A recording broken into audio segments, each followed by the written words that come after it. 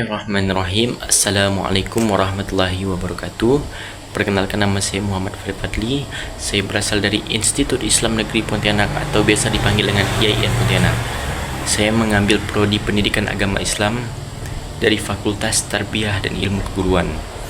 Nah, di sini saya akan membuat video untuk memenuhi mata kuliah saya, yaitu Bahasa Indonesia.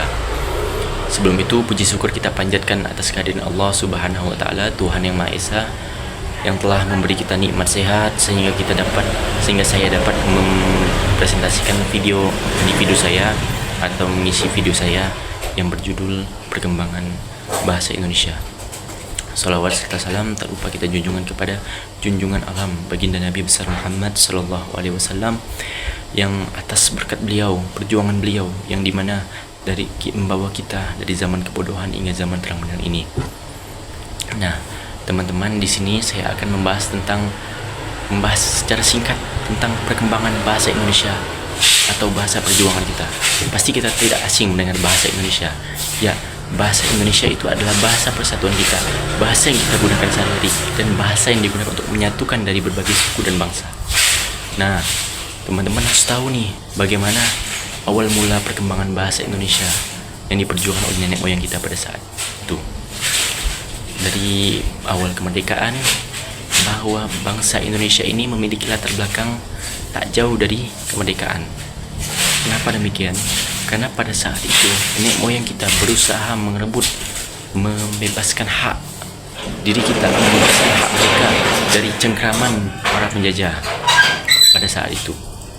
Dan pada saat itu pula, pada masa prakemerdekaan, memiliki banyak sekali momen-momen penting, yang dimana salah satunya itu pada saat 1908 yang diikrarkannya Sumpah Pemuda yang berisi tentang menjunjung tinggi bahasa persatuan negeri kita adalah bahasa Indonesia. Nah, mengapa nenek moyang kita memilih bahasa Indonesia ini sebagai bahasa persatuan? Karena yang pertama, bahasa Indonesia sangat mudah untuk dipahami oleh berbagai suku bangsa. Yang tidak mungkin ketika kita ingin berkomunikasi dengan suatu suku atau suatu budaya yang berbeda menggunakan bahasa masing-masing.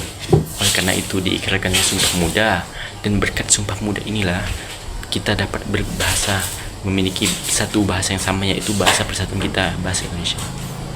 Karena bahasa ini memiliki peran penting dalam sebuah perjuangan kemerdekaan, yang dimana pada saat itu kita harus berkomunikasi dengan satu sama lain. Bagaimana cara meningkatkan strategi kita untuk menang melawan penjajah, bagaimana kita berkomunikasi sehari-hari dengan orang yang berbeda suku yang ada di Indonesia. Oleh karena itu kita harus menggunakan bahasa persatuan kita. Nah, teman-teman harus tahu juga bahwa bahasa ini memiliki dua aspek penting. Yang pertama, aspek politik dan aspek praktis.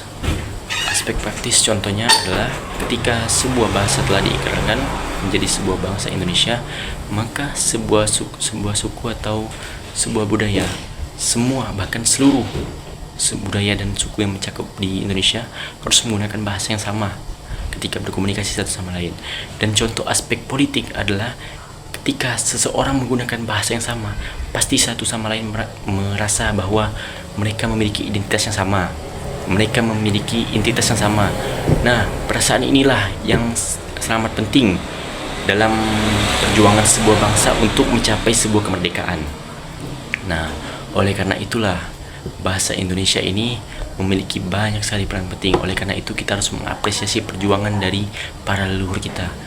Karena berkat para leluhur yang telah mengikrarkan Sumpah Pemuda, maka kita dapat berkomunikasi dengan teman yang berbeda suku, dapat menyatukan sebuah bangsa, sebuah budaya, yang dimana saat kita bertemu dengan teman yang mungkin berbeda budaya dengan kita dapat berbeda bahasa dan kita dapat berkomunikasi dengan bahasa yang kita gunakan sehari-hari, yaitu bahasa persatuan Indonesia.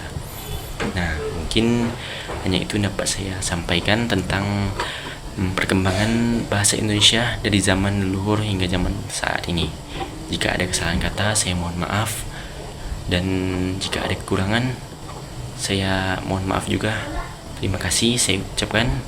Akhir kata saya akhiri, wabillahi taufik wa hidayah. Assalamualaikum warahmatullahi wabarakatuh.